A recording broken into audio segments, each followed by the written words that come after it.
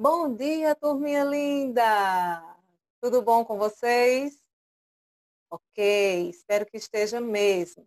Preparados para mais um dia de aula? Hoje, sexta-feira, 22 de maio, teremos a nossa aula da semana de História, certo? Vou começar com vocês explicando a atividade, explicando o conteúdo para a gente debater e depois realizar as atividades, tá? Ó, na nossa aula de História, nós vamos falar sobre tananana, as formas de registro das comunidades ao longo do tempo. Nós já vimos o que são comunidades, a que servem, como se ajudam, as comunidades das quais participamos, certo? Hoje nós vamos ver as formas que as comunidades encontram de registrar sua história ao longo do tempo. Vejam só. Cada família tem sua forma de se organizar e estabelecer regras para que a convivência seja harmoniosa, certo? Na sua casa, você deve ter algum tipo de informação da época em que seus avós ou seus pais, avós ou pais, eram crianças e até mesmo de quando você era bebê. Alguma informação desse tipo, tá? Veja algumas marcas de acontecimentos do passado que podem ser chamadas também de vestígios. Prontos? Vamos lá. Ó, as pessoas podem deixar sua história contada através de desenhos. Como? Um exemplo desse é as pinturas rupestres, né? As pessoas que viviam há milhares de anos, que moravam em cavernas, deixaram nas paredes as pinturas, os desenhos rupestres. Esse também é uma forma de contar sua história. Através de objetos que hoje nós não conhecemos, talvez muitos não tiveram acesso, mas que existiu. Esse é o ferro de passar. Isso é um objeto antigo. Não tinha eletricidade, então criou-se esse modelo de ferro, onde aqui dentro se colocavam brasas. Tá? Outra forma também eram as fotografias antigas e os quadros. Tenho certeza que a maioria dos pais de vocês vão lembrar desse quadro aqui, que foi bem vendido, foi bem famoso na década de 80. Vamos agora para a atividade? Então, nós vimos as formas de registro das pessoas ao longo do tempo. Você vai responder as páginas 66, 68 e 69, tá? Após a explicação da atividade, você vai pausar o vídeo, responder e voltar para essa videoaula para darmos continuidade ao próximo assunto. E o próximo assunto vai ser um assunto muito bom, um assunto muito interessante sobre os nossos idosos. Vou explicar a atividade de agora, certo? Um minuto.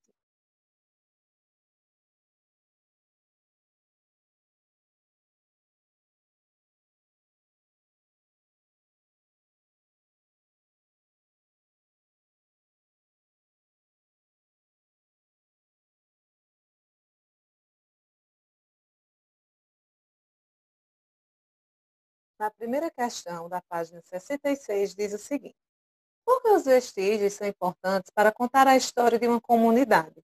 Marque um X nas alternativas corretas.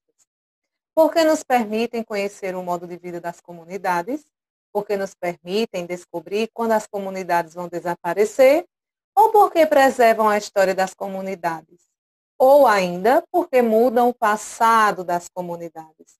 Você vai marcar as alternativas que estão corretas. Agora nós vamos para a página 68. Na página 68 tem assim: existe algum objeto que seja marcante para a história da sua escola? Será que existe, gente? Para descobrir, nós vamos pesquisar, tá? E amanhã, na nossa interação ao vivo, eu direi a vocês qual é esse objeto marcante da escola, certo? E depois nós vamos escrever aqui. Então, daqui a pouco, você vai utilizar também o livro de história para a gente responder essa pesquisa. Segunda questão.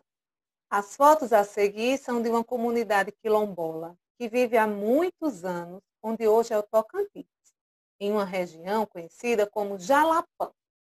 Elas mostram o processo de produção de artesanato que garante o sustento dos membros dessa comunidade. Elas trabalham com esse material. Vejam aqui, o que é que eles estão fazendo aqui? Produzindo tijolo. Aqui estão colhendo capim dourado. Aqui estão produzindo. E aqui na imagem 4 nós vemos o resultado do trabalho quase finalizado. Certo? Na outra página nós temos a imagem 5. Então nós vemos todos os objetos feitos com o capim dourado. E na 6 nós vemos o artesanato deles, completo também.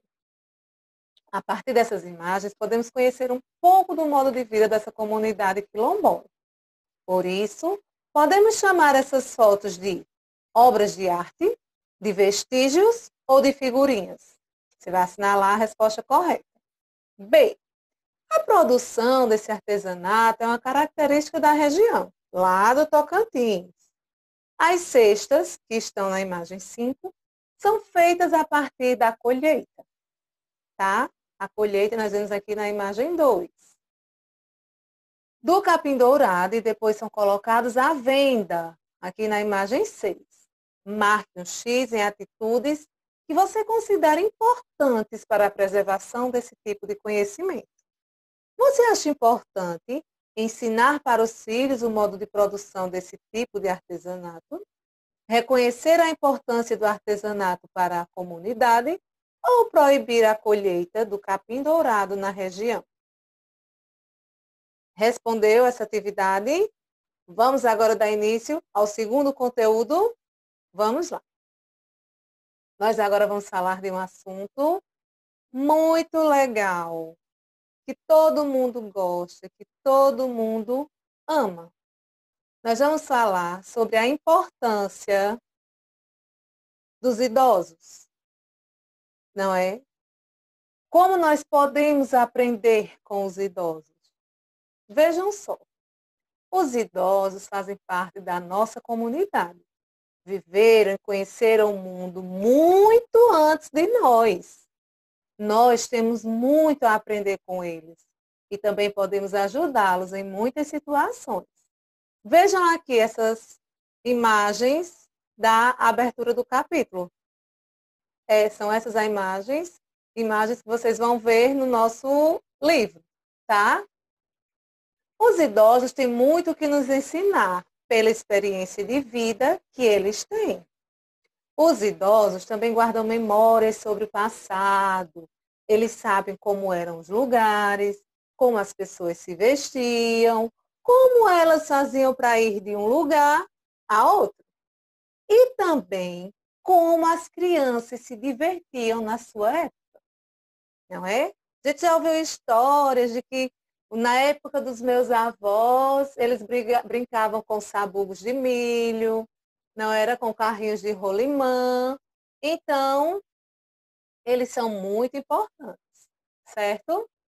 A nossa atividade, nós vamos responder as páginas 74 e 75. Mas antes, vamos assistir esse vídeo com bastante atenção. Preparados? Vamos lá.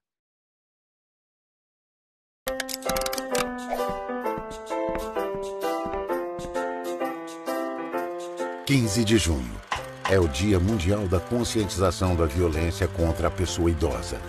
A data foi instituída em 2006 pela Organização das Nações Unidas e pela Rede Internacional de Prevenção à Violência à Pessoa Idosa.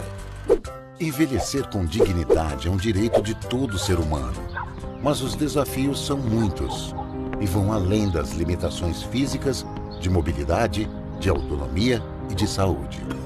Muitos idosos acabam se tornando invisíveis à sociedade e passam a sofrer vários tipos de violência que provocam sofrimento, desesperança, depressão e medo. Você sabe que tipos de violência são essas? Violência física, violência psicológica,